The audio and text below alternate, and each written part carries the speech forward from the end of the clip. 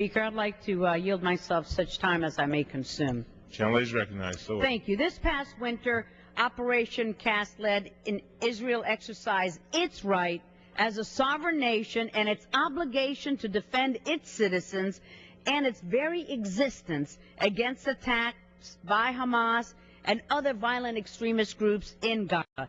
Israel did so while taking extraordinary measures to minimize the risk of civilian casualties. Indeed, as Colonel Richard Kemp, the former commander of the British forces in Afghanistan, has stated, quote, during Operation Cast Lead, Israel Defense Forces did more to safeguard the rights of civilians in a combat zone from any other army in the history of warfare, end quote. Then in January, the Human Rights Council, dominated by dictatorships, voted to authorize a so-called fact-finding mission. Notably, most free democratic nations did not render their support for this sham. The mission's mandate had nothing to do with fact-finding and everything to do with persecuting Israel for defending herself. The mandate prejudged Israel's guilt, targeted only Israel, and Richard Goldstone agreed to head this mission. Mr. Goldstone claims that he got the Human Rights Council president to modify the mandate.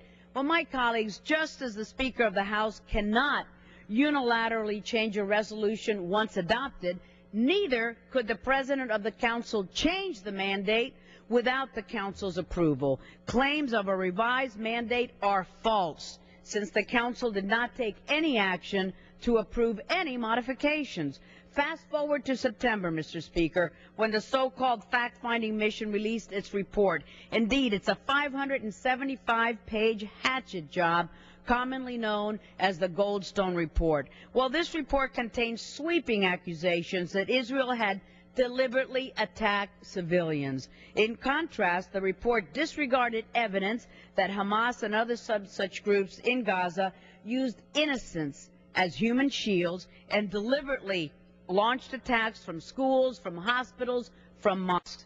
To fully appreciate the Goldstone Report's bias, one need only look at the testimony of an Israeli doctor whose clinic was hit by a rocket launched from Gaza.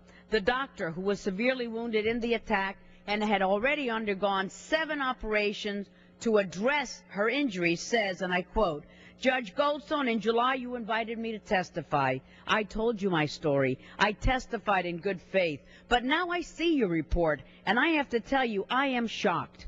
Judge Goldstone, in a 500-page report, why did you completely ignore my story? I feel humiliated.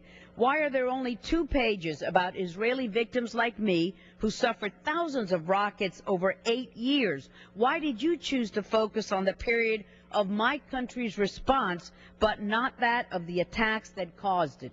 End quote. Mr. Goldstone claims that the report never sought to deny Israel its right to self-defense, but the report sought to cast Israel's actions in response to rocket and mortar attacks from Gaza not as carefully targeted defensive measures, but as the deliberate infliction of violence on civilians. This is not surprising. The fact-finding mission includes a member who, even as the operation was taking place in January of 2009, signed a statement entitled, Israel's bombardment of Gaza is not self-defense, it's a war crime. Indeed, this statement began by categorically rejecting Israel's right to defend herself against such attacks. Further, the words self-defense or similar terms never appear in the report. The report recommended further action by multiple UN bodies, including the General Assembly, the Security Council, and International Criminal Court. The Human Rights Council has already used this report to condemn Israel. No surprise. Tomorrow, the General Assembly will likely do the same. As Israel is being ostracized at the UN, violent extremists in Gaza continue to fire rockets and mortars at innocent Israelis, 265 in the last 9 months alone. Just yesterday, militants in Gaza fired another rocket, which exploded near an Israeli residential area. No surprise there. And Israel's military intelligence chief stated yesterday that Hamas has test-fired a rocket with a 60-kilometer range, far enough to hit the Tel Aviv area threatening up to 3 million Israelis. Mr. Speaker, with that, I reserve the balance of my time, and I will continue on in a few minutes. The gentlelady reserves the balance of her time. Chair recognizes